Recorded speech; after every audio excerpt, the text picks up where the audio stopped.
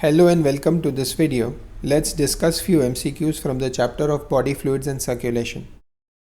During each MCQ, please pause the video, try to attempt the question and then play it again to see the discussion. Let's look at the first question. The QRS complex in a standard ECG represents A. Depolarization of ventricles, B. Repolarization of ventricles, C. Repolarization of auricles, or D. Depolarization of auricles. So what do you think is the correct answer? Before attempting the answer, let's discuss a few things. So what does depolarization mean? Depolarization is when cell membrane goes from normal state to the excited state. And repolarization is when the cell membrane returns back to the normal state from the excited state. And the word auricles is used in the MCQ. Atria are also called as auricles. The other word for atrium is auricle. And now let's look at the waves of the ECG. This is the P wave. The Q wave, R wave and S wave are together called as the QRS complex. And this is the T wave. So the P wave represents depolarization of atria.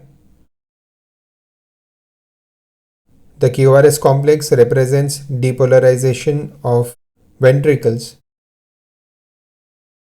And the T wave represents repolarization of ventricles. So in the question it is asked QRS complex represents. So the correct answer is option A, depolarization of ventricles. QRS complex represents depolarization of ventricles. Let's look at the other options as well. Option B, repolarization of ventricles, that is the T wave. Option D, depolarization of auricles, is the P wave. So what about option C, repolarization of auricles? The repolarization of atria is not represented by any wave because it gets masked because of the QRS complex. Repolarization of atria takes place when the ventricle is contracting. So because of the QRS complex, the repolarization of atrial wave is not read by the ECG machine and we cannot see it. Let's see the second question. Match the following columns and select the correct option. Column 1 has eosinophils, basophils, neutrophils and lymphocytes.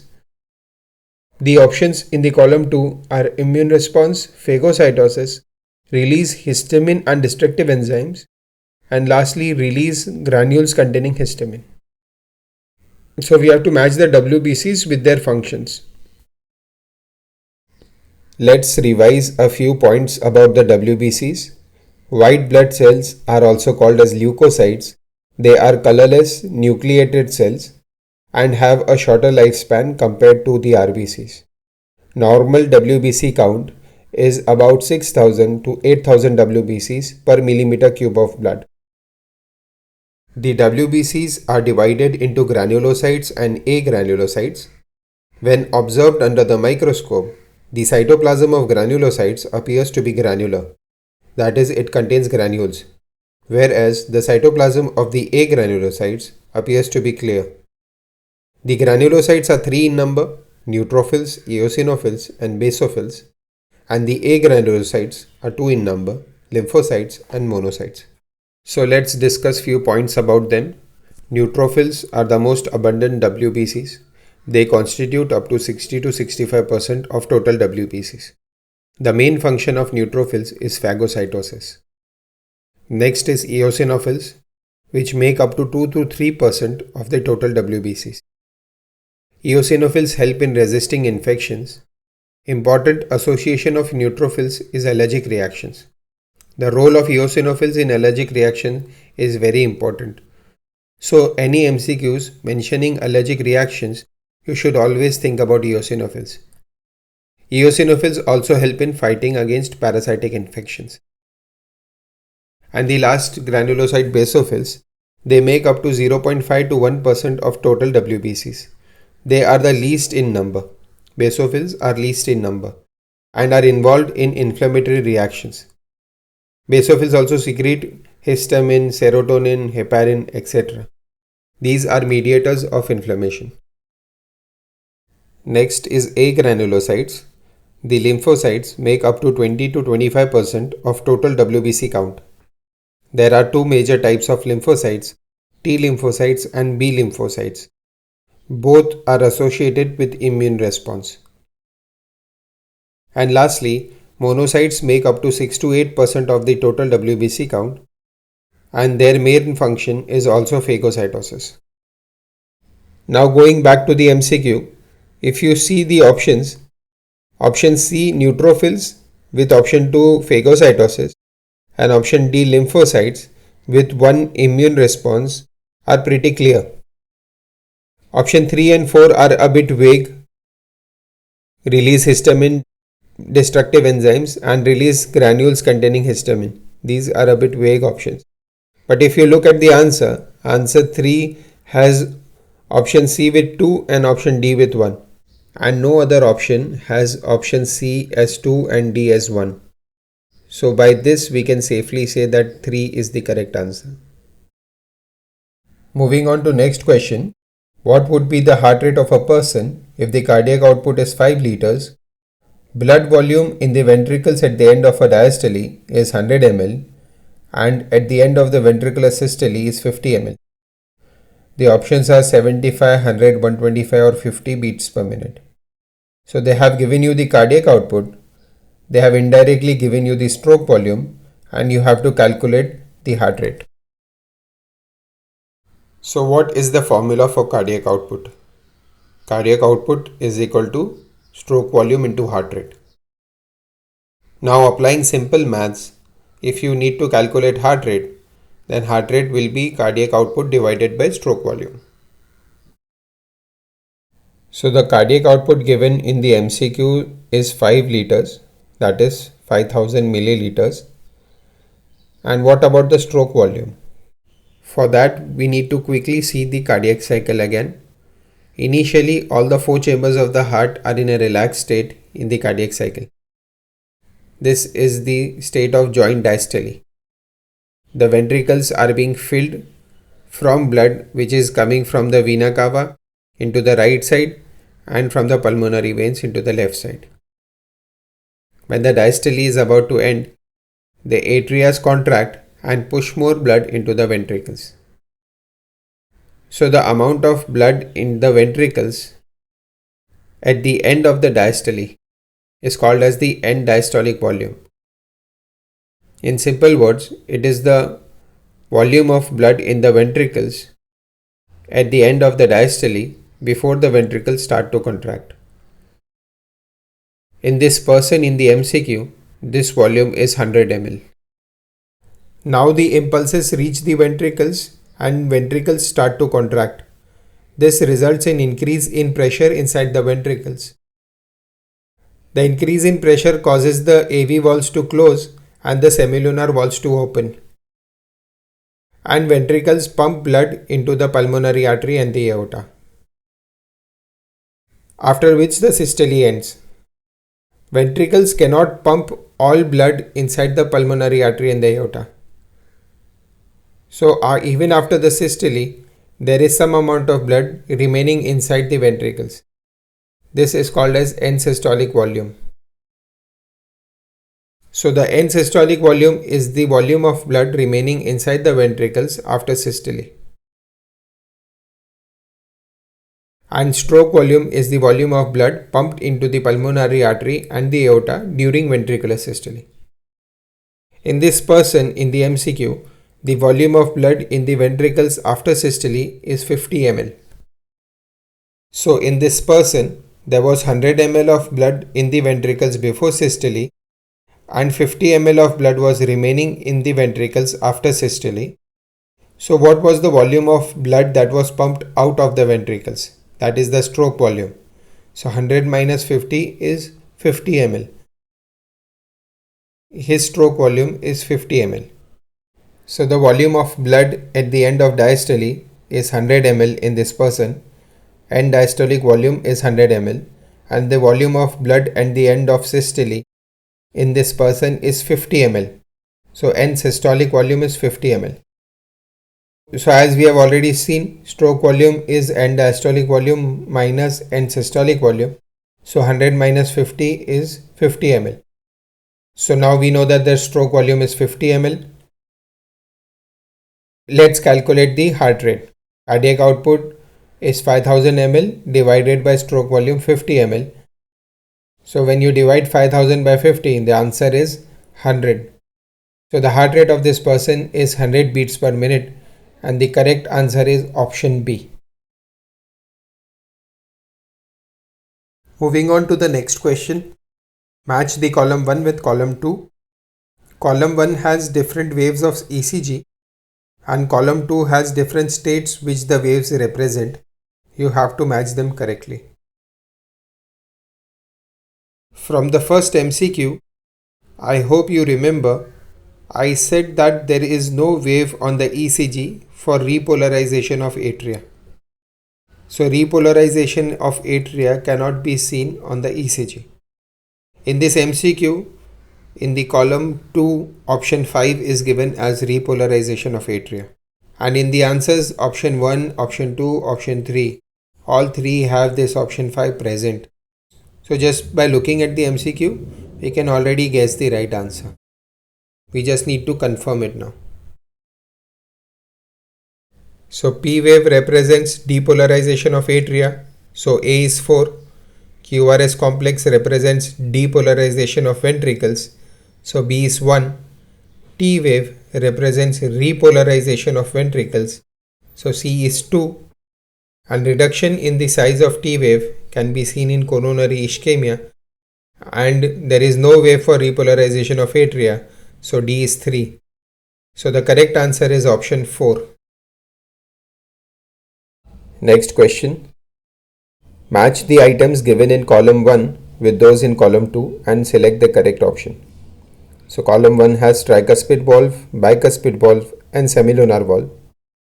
Column 2 has the place where the valves are present. Option 1 says between left atrium and left ventricle. Option 2 says between right ventricle and pulmonary artery. And option 3 says between right atrium and right ventricle. So what is the correct answer? Let's look at the diagram of the heart. The atrioventricular valves are present between the atria and the ventricles. So between the right atrium and the right ventricle is the tricuspid valve, and between the left atrium and the left ventricle is the bicuspid valve, also known as the mitral valve. And between the right ventricle and pulmonary artery and left ventricle and aorta are the semilunar valves. The tricuspid valves have 3 cusps or 3 flaps. The bicuspid valve has 2 cusps or 2 flaps. And the semilunar valves also have 3 cusps or 3 flaps. Now going back to the MCQ, option 1 tricuspid valve is present between right atrium and right ventricle. So 1 is 3. Second, bicuspid valve is present between left atrium and left ventricle. So 2 is 1. And the third, semilunar valve is present between the right ventricle and the pulmonary artery. So 3 is 2. So the correct answer is option C. Next question. A frog's heart, when taken out of the body, continues to beat for some time. Select the best option from the following statements. 1. Frog is a poikilotherm. 2. Frog does not have any coronary circulation. 3. Heart is myogenic in nature. 4. Heart is autoexcitable. So what do you think is the correct option? In the part 5 video of this chapter, I have discussed in a bit of a detail as to why the heart is called as myogenic. To put it briefly, the heart can continue to keep beating without any external stimulus by nerves or without the neural control as long as it gets blood supply, oxygen, nutrients, etc. This is because of the nodal tissue of the heart. And because of the same nodal tissue, especially the SA node, the heart is also auto-excitable because the SA node generates action potential which leads to contraction of atria and ventricles. So the correct answer is option D. Both statements 3 and 4 are correct.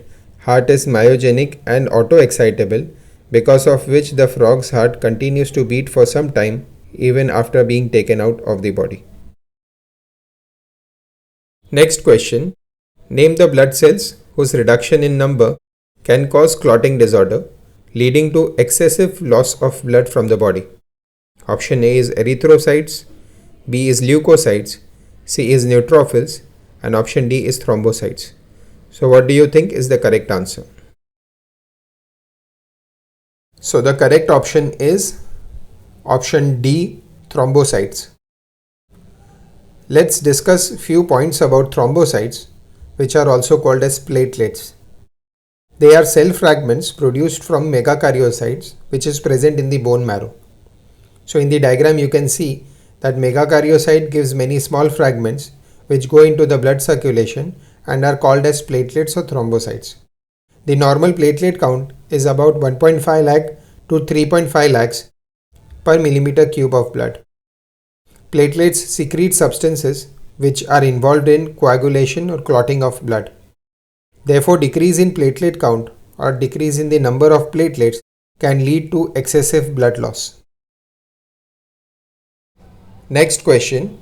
Serum differs from blood in A. Lacking globulins, B. Lacking albumins, C. Lacking clotting factors, or D. Lacking antibodies. So what do you think is the right answer? So the correct option is option C. Serum is lacking in clotting factors.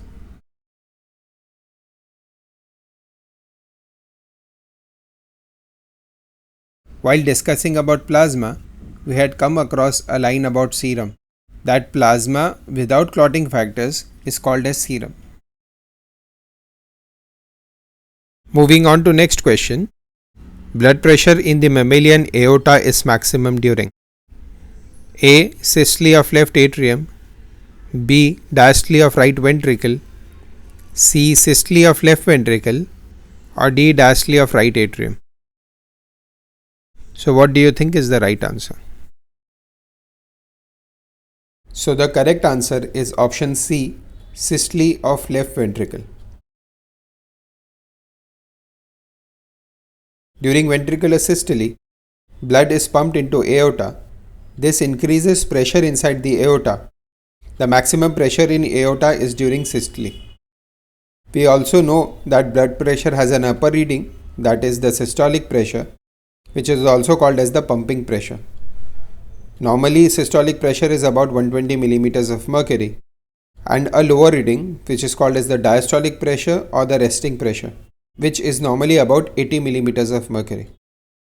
And there is hypertension or high BP if systolic pressure is more than 140 and diastolic pressure is more than 90 on repeated checks. So to repeat again, the correct option is option C. During ventricular systole, when ventricle pumps blood into the aorta, that is the time when aorta has maximum pressure. Next question. Which of the following is correct? A. Plasma is equal to blood minus lymphocytes. B. Serum is equal to blood plus fibrinogen.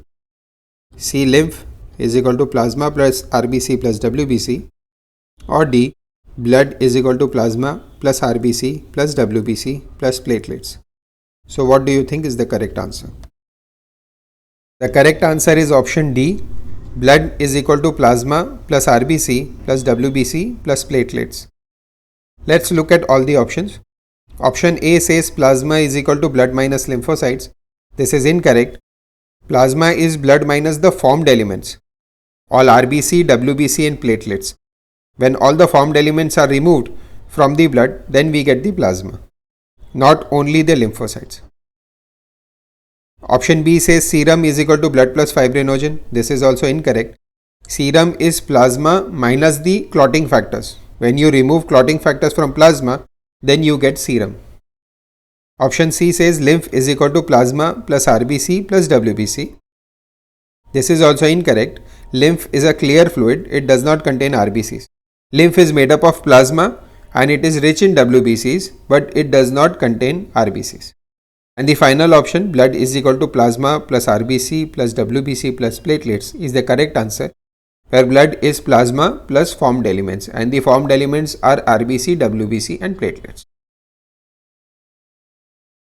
This brings us to the end of the video. In the next video, we will discuss few more MCQs from the same chapter. Thank you for your patient hearing.